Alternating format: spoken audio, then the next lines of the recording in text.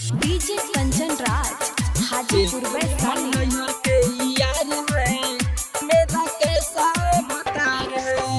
गवन करा के सैया घर जब से लैले सूत के बेरी नहीं पावर देखैले। गवन करा के सैया घर जब से लैले सूत के बेरी नहीं पावर देखैले। सुख नहीं देता या पार है मेरा कैसा भतार है।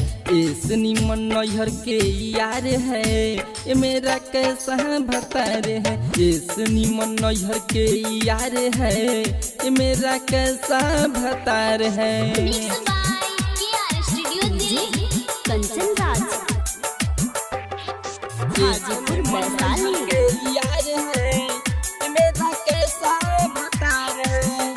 कहन किए राजा दियावा बुता दहो कहल सलेब के न बा हमके माजा हो।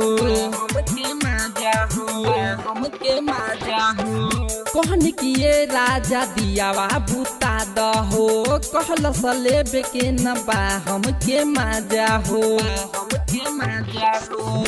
कैसे के दिल से निकाल के हम फेंकी शादी भइल तो से तो दोसर कैसे देखी। लगता है पावर बेकार है ये मेरा कैसा भतार है।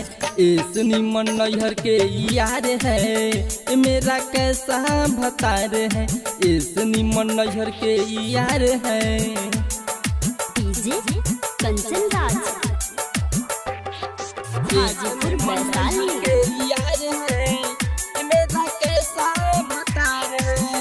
पीले बेरी बेरी छुए न सजनवा हो तोरा हो सिंगार फीका भइल और मनवा हो। तोरा पीले बेरी बेरी छुए न सजनवा हो तोरा हो सिंगार फीका भइल और मनवा हो।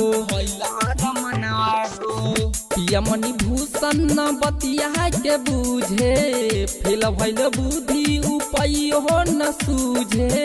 शिव जी में पावर बेसुमार है मेरा कैसा भतार है। इस निमन नैहर के यार है मेरा कैसा भतार है। कैसा भतार है।